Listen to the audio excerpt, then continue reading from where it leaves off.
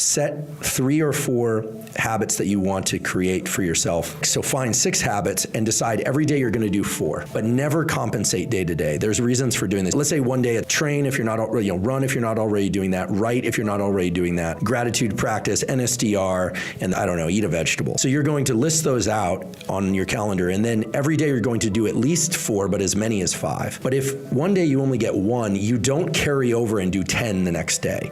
If you understand the dopamine system, you'll understand why.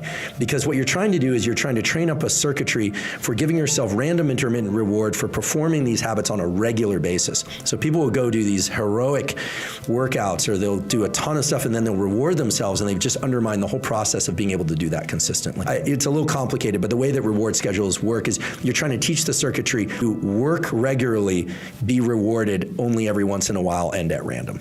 Look to the neuroscience of habit building. You would be wise to put certain habits at the early part of the day and certain habits at the later part of the day. I call phase 1 of the day from 0 to 9 hours after waking.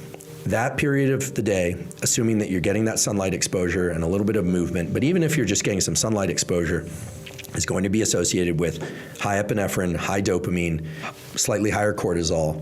Certain habits we could call linear habits. These are things that you know how to do and you just need to do them. And so those sorts of habits would go well in that 0 to 9 hours. Then phase 2, go from about 10 hours till about 16 or 17 hours after waking. We tend to be a little bit sleepier. We tend to be a little bit calmer, at least, not necessarily sleepy. It's clear that other habits that have to do with what we call nonlinear brain operations, things like creative writing, brainstorming with a group, brainstorming with yourself, analytic work that is where there is no clear right answer. It's not plug and chug, it's more exploratory. Go best in the second phase, phase 2. I was thinking about rolling jiu-jitsu earlier. I can't even call it rolling jiu-jitsu. I've only done it once, but clearly there's a lot of moment-to-moment creativity and kind of sorting things out. Whereas weightlifting, it's sets and reps. You're trying to complete a certain amount of sets and reps. You're trying to cover a certain amount of distance running, linear versus nonlinear. And then, of course, there's the 17 to 24 hours, which is phase 3. And during that time, you want to be engaging one set of habits, which is sleep. Okay, roughly, it could be 16 to 24 hours, et cetera.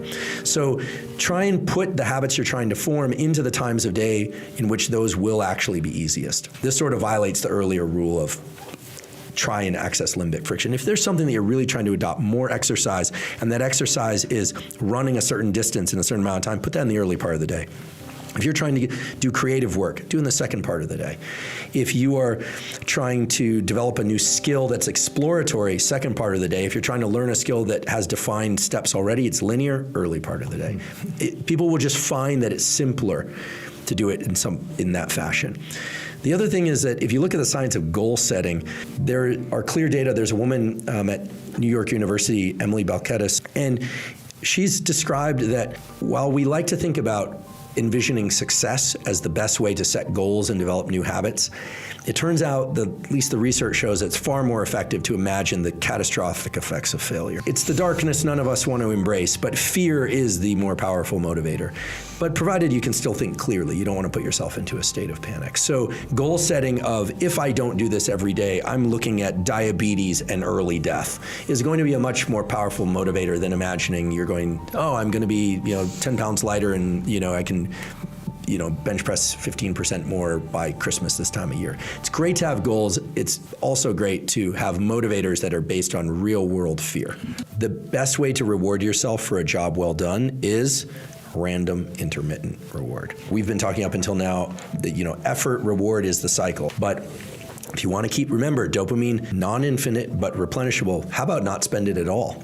How about use what the casinos use in order to keep yourself into a state of motivation? So if you are checking off the boxes, I did this behavior, this new habit, that new habit, great, do that.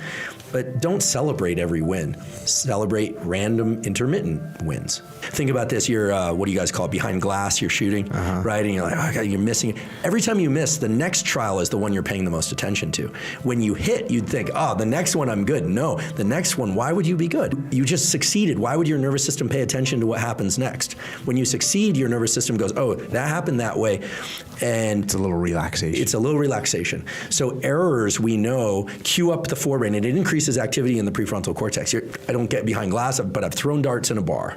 And you're up there are people watching, and we used to do this in graduate school. There's this little bar in Davis, and we'd throw darts, and and you miss, and you're like, you're really, it's almost that little anger, and the next one, you're completely dialed in.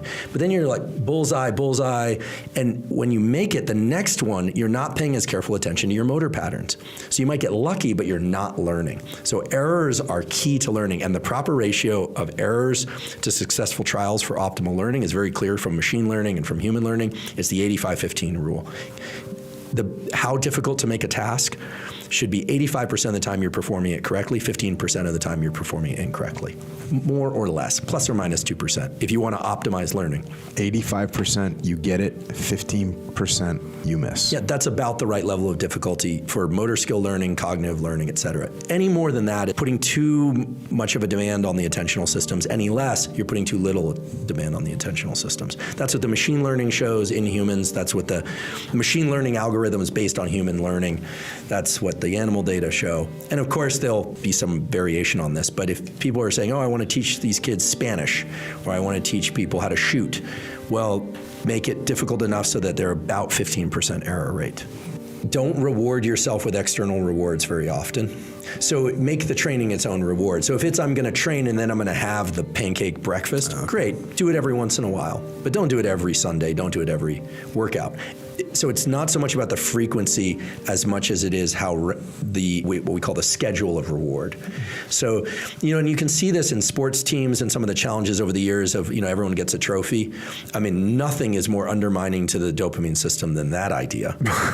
I mean, I don't know what happened with that, but I don't want to punish anybody because I also don't know who it was, but that group or person who made that decision that everyone gets a trophy clearly did not read the literature about how the neuroscience of reward and the psychology of reward works. You actually diminish the role of rewards in every way, and you take away the ability to access the reward system in the future. You're creating you're not creating soft versions of people. You're actually creating people. They're just like the rat with no dopamine. It's a really sad state. We have a name for that in humans. It's called Parkinson's. You deplete the dopamine system, people get shaky, they can't move. That's in the motor system, but people with Parkinson's also experience extreme lack of motivation and depression because of lack of dopamine. That's the characteristic feature of Parkinson's is lack of dopamine neurons.